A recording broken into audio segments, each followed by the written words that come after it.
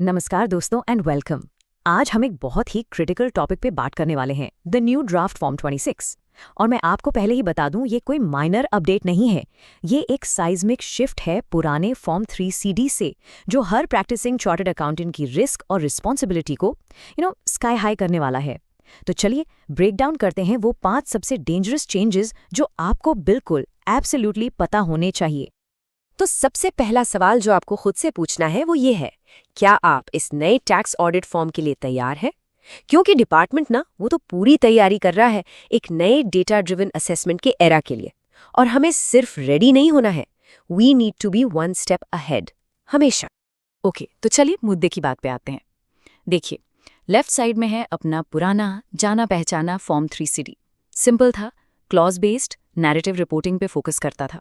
Basically हम सब इसमें कंफर्टेबल थे। पर राइट साइड में जो है फॉर्म 26, ये एक अलग ही बीस्ट है, बिल्कुल डिफरेंट। ये डेटा इंटेंसिव है, शेड्यूल ड्रिवन है और इसीलिए एक्सट्रीमली हाई रिस्क। अब पूरा गेम बदल रहा है। हम डिस्क्रिप्टिव रिपोर्टिंग से structured, machine readable data provide करने की तरफ जा रहे हैं। तो शुरू करते हैं पहले और शायद सबसे सरप्राइजिंग चेंज से। मैंने इसको नाम दिया है digital footprint scrutiny. And yes, आपने बिल्कुल सही सुना। अब हमें सिर्फ क्लाइंट के अकाउंट्स पर ही नहीं, बल्कि उनके पूरे आईटी इंफ्रास्ट्रक्चर पर भी रिपोर्ट करना होगा। सोच सकते हैं आप? ये स्लाइड देखिए, इससे आपको डिटेल का लेवल समझ आएगा। पुराने फॉर्म 3CD के क्लॉज 11 में हम क्या करते थे? सिर्फ बुक्स ऑफ अकाउंट्स का एड्रेस दे दिया, सिंपल, कहानी खत्म। लेकिन अब नए फॉर्म 26C के क्लॉज 14 को देखिए। पहले तो अकाउंटिंग सॉफ्टवेयर का नाम बताओ, फिर अगर क्लाइंट क्लाउड पर बुक्स मेंटेन कर रहा है तो उस क्लाउड स्टोरेज का आईपी एड्रेस और कंट्री भी बताओ। और बात यहीं खत्म नहीं होती, इंडिया में जो बैकअप सर्वर है उसका एड्रेस भी आपको फर्निश करना है। It's just a whole new level. तो इसमें डेंजर कहाँ है? सोच के देखिए, एक गलत आईबी एड्रेस रिपोर्ट करना प्रोफेशनल नेग्लिजेंस का केस बन सकता है। समझ रहे हैं आप? हमारी रिस्पॉन्सिबिलिटी अब सिर्फ फाइनेंस और अकाउंट्स तक लिमिटेड नहीं रही, ये क्लाइंट के आईटी डोमेन में डीप तक जा चुकी है। असली सवाल तो ये है कि क्या हम सीएज इस इंफॉर्मेशन को वेरीफाई करने के लिए इक्विप्ड हैं? चलिए अब आते हैं दूसरे बड़े चेंज पर, जिसे मैं कहता हूं ट्रांजैक्शन कोडिंग। दोस्तों, ये सिर्फ एक अपडेट नहीं है, ये एक पूरा पैराडाइम शिफ्ट है। हम अब नैरेटिव डिस्क्रिप्शंस लिखने से हटकर हर एक ट्रांजैक्शन को डिजिटली टैग करने जा रहे हैं। यहाँ देखिए, ये नया सिस्टम कैसे काम करेगा। अब हर ट्रांजैक्शन को एक कोड असाइन किया जाएगा। ए मतलब कैश पेमेंट, बी मतलब कैश रिसीट, आई जर्नल डेबिट के लिए, जे जर्नल क्रेडिट के लिए, and the list goes on. Form 3CD में हम अलग अलग क्लॉजेज में डिटेल्स दे देते थे, राइट? पर अब हर एंट्री को इन कोड्स के साथ स्पेसिफिकली टैग करना पड़ेगा। और ये सारा डेटा ये सीधा जाएगा डिपार्टमेंट के डेटा माइनिंग टूल्स में एनालिसिस के लिए। और इसका सबसे बड़ा खतरा, एक गलत कोड, बस एक गलत कोड, और आपका क्लाइंट डिपार्टमेंट की एआई ड्रिवन स्क्रूटनी के लिए एक सिटिंग डक बन जाएगा। उन्हें अब मैनुअली कुछ भी सर्च करने की जरूरत नहीं पड़ेगी। हम इन अ वे उन्हें सारा डेटा एक प्लेटर पे प्री कैटेगराइज करके दे रहे हैं। यहाँ गलती की गुंजाइश इट्स इफेक्टिवली जीरो। ओके, आगे बढ़ते हैं। Change number 3, audit report integration. अब डिपार्टमेंट अलग अलग कंपार्टमेंट्स में यानी साइलोज में काम नहीं करना चाहता। उन्हें एसएससी का एक 360 डिग्री व्यू चाहिए, और ये सारे डॉट्स कनेक्ट करने का काम वो हम टैक्स ऑडिटर्स को करना पड़ेगा। जरा ये कंपैरिजन देखिए। फॉर्म 3CD के क्लॉज 37 में कॉस्ट ऑडिट के लिए हम क्या करते थे? सिर्फ डिस्क्वालिफिकेशंस मेंशन कर देते थे, बस। पर अब फॉर्म 26 के क्लॉज 12C में आपको पूरी की पूरी कॉस्ट ऑडिट रिपोर्ट अटैच करनी है। और स्टैट्यूटरी ऑडिट के लिए तो सिचुएशन और भी सीरियस है। अब हमें स्टैट्यूटरी ऑडिटर के क्वालिफिकेशंस का फाइनेंशियल इम्पैक्ट एक टेबल में क्वांटिफाई करना है। हम अब सिर्फ एक नोट नहीं बना रहे हैं दोस्तों, we are calculating and reporting the numbers. यहाँ रिस्क बहुत ज्यादा है, इट्स इमेंस। अब हम दूसरे ऑडिटर के काम का फाइनेंशियल इम्पैक्ट क्वांटिफाई करने के लिए इनडायरेक्टली रिस्पॉन्सिबल हो गए हैं। अब वो इम्पैक्ट इज नॉट एसरटेनेबल वाला एक्सक्यूज नहीं चलेगा, कोई एम्बिग्विटी नहीं। आपको एक स्पेसिफिक फिगर देना ही होगा and you will be held accountable for it. ये हमारी रिस्पॉन्सिबिलिटी में एक मैसिव इंक्रीज है। ठीक है, अब चलते हैं चेंज नंबर 4 पर।